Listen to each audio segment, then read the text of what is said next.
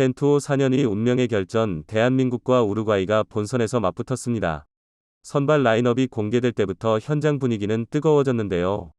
결국 안와골절 수술을 받은 손흥민이 선발로 나서는 기적이 이루어졌습니다. 한국은 황의조가 최전방에 서며 손흥민과 나상호가 좌우 날개에 자리했습니다. 이재성과 황인범, 정우영이 중원을 지키며 김진수와 김영권, 김민재와 김문환이 포백을 형성했습니다. 당초 이강인이 깜짝 선발로 나올 것이라는 예상과 달리 햄스트링 부상으로 경기에 나서지 못하는 황희찬의 빈자리는 나상호가 메웠습니다. 그 밖에도 소속팀에서 부진하고 있다는 평가받는 황의조의 선발도 이목을 끌었는데요. 많은 전문가들은 조규성이 선발 명단에 이름을 올릴 것이라고 예측했지만 벤투의 선택은 황의조였습니다. 하지만 여기까지 온 시점에서 라인업과 전술에 대한 의문과 지적은 더 이상 무의미 묵묵하게 벤투호를 응원하는 것만이 최선이었습니다. 그리고 한국은 놀라운 경기력을 보여주며 우루과이전 첫 승을 아쉽게 이루지 못했지만 절반의 승리로 자신감을 얻었습니다. 비록 결과는 0대0이었지만 우루과이전 결과가 나쁜 것만 아닙니다. 우루과이는 H조 최강팀 포르투갈과 비견될 정도로 강한 팀이며 전력도 한국보다 배 이상이었습니다. 경기 내용도 좋았습니다. 전반 42분 디에고 고딘, 후반 43분 발베르데의 골대샷을 내주는 등 위기도 있었지만 공격이 강한 우루과이를 상대로 안정된 수비를 보였습니다.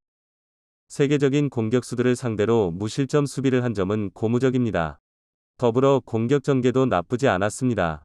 손흥민은 안와골절로 인한 마스크를 쓰고 있었음에도 활발한 움직임으로 우루과이 수비를 끌고 갔습니다. 황희찬 대신해서 나온 나상호 역시 수비 가담과 빠른 공격으로 힘을 준 건 물론입니다. 한국의 경기력에 전 세계도 놀랐습니다.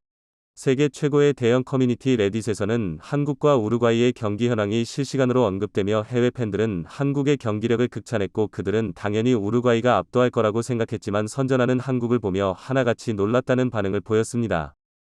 특히 한국이 아시아의 호랑이라는 걸 언급한 이도 있었는데요. 해외 팬들은 한국이 왜 아시아의 호랑이인지 알게 된 경기였다. 우루과이를 상대로 오히려 압도하는 경기력을 보여주기도 했다. 솔직히 정말 놀랐다.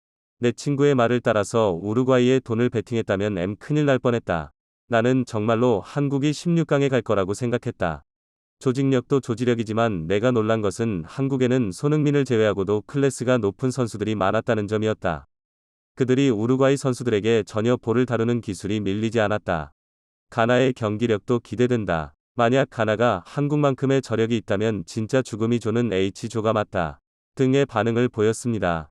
또한 외신들도 일제히 한국의 선전을 보도하며 적잖게 놀란 모습이었고 일본의 대형 커뮤니티 야후재팬에서도 한국이 이기지는 못했지만 우리와 함께 아시아의 자존심을 지켜주었다. 라는 반응을 보였습니다.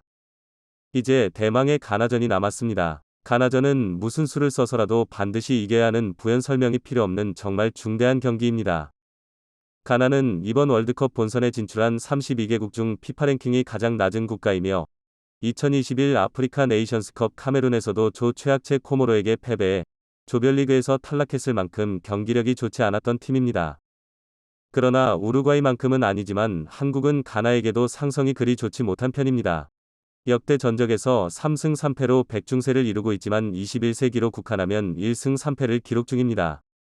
거기다 경기력 면에서도 한국은 단 한 번도 가나를 상대로 손쉬운 경기를 해본 적이 없었습니다.